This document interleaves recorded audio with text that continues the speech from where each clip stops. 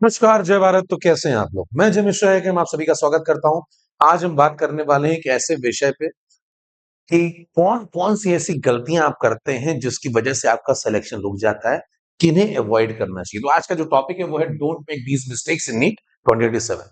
आइए शुरू करते हैं पहली मिस्टेक से। जो सबसे बड़ी मिस्टेक, मेजर मिस्टेक है वो क्या होती है? जनता अपने कम्फर्ट ज़ोन से बाहर नहीं निकलना चाहती। कम्फर्ट ज़ोन कहाँ बना के बैठी होती है? थ्योरी के अंदर, ठीक है? वो चाहती कोई ऐसा व्यक्ति मुझे पढ़ाए जो ज़्यादा थ्योरी पढ़ाए।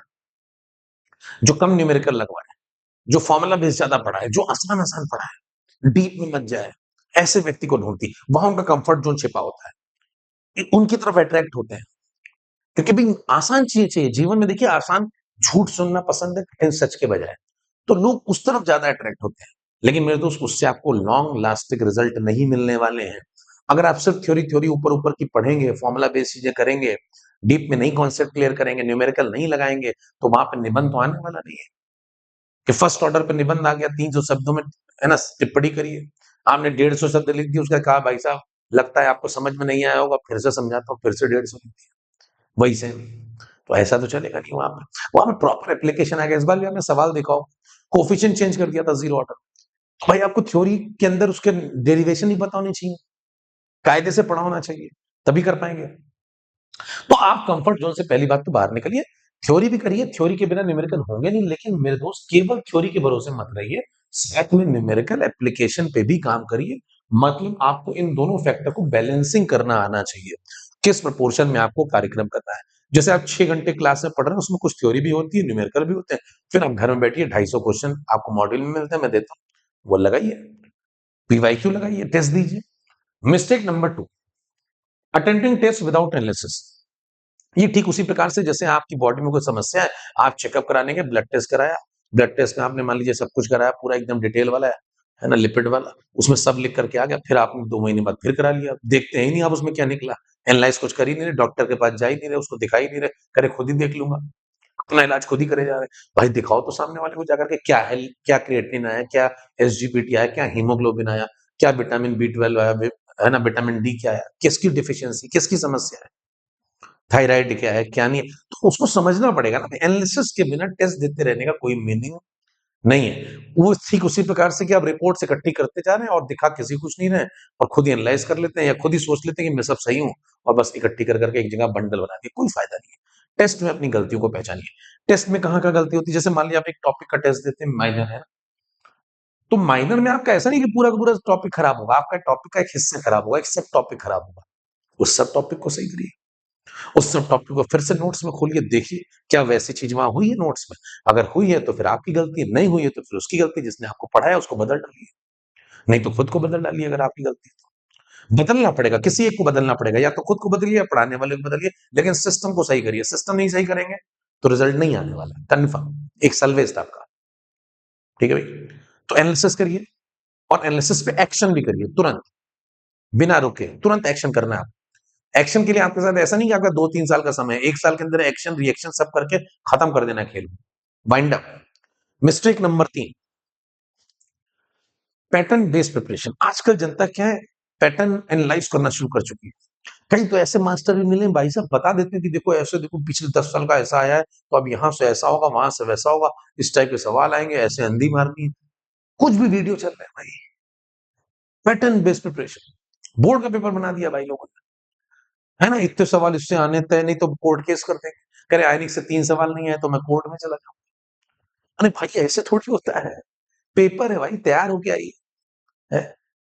तो इसका मतलब ये थोड़ी कि आप बोर्ड बना देंगे, बोर्ड के साथ सब कुछ चलने वाला है। तो इस टाइप से एनालिसिस करके जो आप पढ़ते हैं ना, कि भाई ये चैप्टर इंपॉर्टेंट है, ये लेस इंपॉर्टेंट है, इससे कम पढ़ूंगा, उससे ज्यादा पढ़ूंगा, इससे इतने सवाल लगाऊंगा, भाई छोड़ दो ये सब, इससे कुछ नहीं होना है।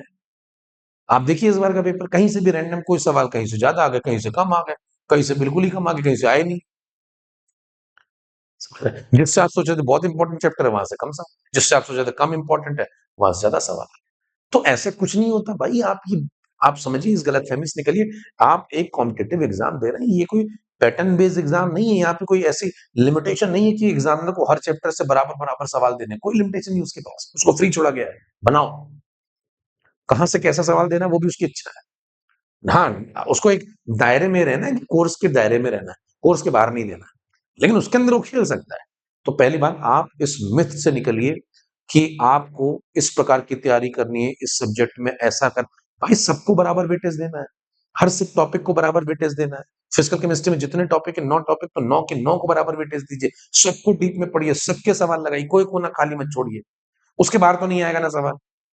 किसी से 3 आ जाए, किसी से 2 आ जाए, आपको क्या फर्क पड़ता है? आपको 9 के 9 चैप्टर आता है, निपटाइए सबको, अगले में भी निपटाइए ऐसे।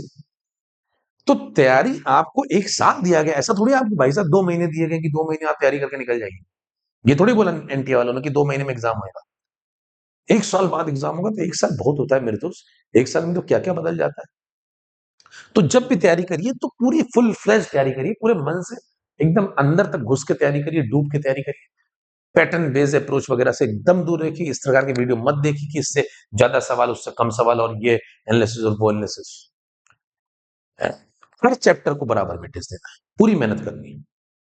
वो सिर्फ बात की कहानी है। जब एक बार आप पूरी प्रिपरेशन कर लेते हैं, तो जब रिवीजन की तरफ जाते हैं, तो आप कुछ स्ट्रेटजी इस प्रकार की बनाइए, वो ठीक है, लेकिन एक बार पढ़िए तो सही। तो भाई ये 3 मिस्टेक्स जो मैंने आपको बताई है, टॉप 1 2 3 मिस्टेक्स, इनको अगर आप अवॉइड करते हैं, तो आपकी सफलता के चांस काफी हद तक बढ़ जाते हैं। और अगर आप मुझसे जुड़ करके पूरे साल भर तैयारी करना चाहते हैं, बैचेस के अंदर, प्लस के अंदर, तो मैं आपको बता देता हूं कि हमारे पास क्या आ चुका है। 4699 के अंदर मेरे दोस्त पूरा का पूरा पूरा पैनल मिल रहा है, केमिस्ट्री, फिजिक्स, बायोलॉजी सब मिल रहा है। इसके अंदर आप ये देखिए 3 प्रकार के, plus iconic, iconic pro. Iconic में कुछ फीचर्स एक्स्ट्रा होते हैं, इनको आप देख सकते हैं अलग से। और बाकी सब प्लस के अंदर भी प्रॉपर पढ़ाई होती है, आइकॉनिक में भी, आइकॉनिक प्रो में भी। ठीक है।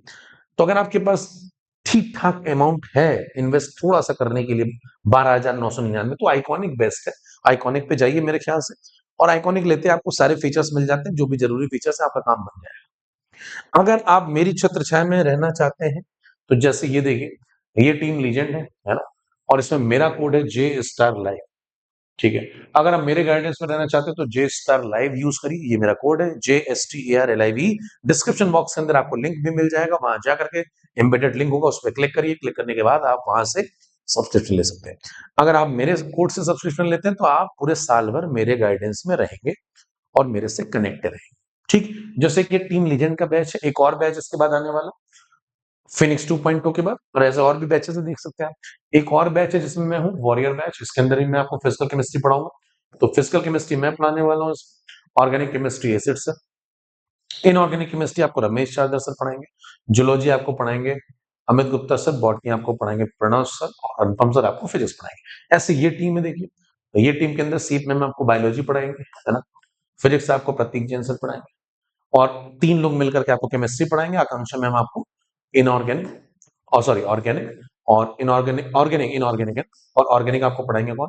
एजेड सर, और फिजिकल केमिस्ट्री में पढ़ाऊंगा। तो ये रहेगा पैटर्न में, ठीक है भाई। तो पीसी में दोनों जगह करा रहा हूँ। तो इन सब बैचेस के अंदर में किसी बैच के अंदर आप जुड़ सकते हैं। और अगर आप सब्सक्रिप्शन ले लेते हैं प्लस का, तो प्लस लेने से फायदा होता है, ये सारे बैच अनलॉक हो जाते हैं। जितने बैच और भी बैचेस देखिए, ये सारे बैचेस अनलॉक हो जाएंगे, आप किसी भी बैच में जा सकते हैं। ठीक है भाई।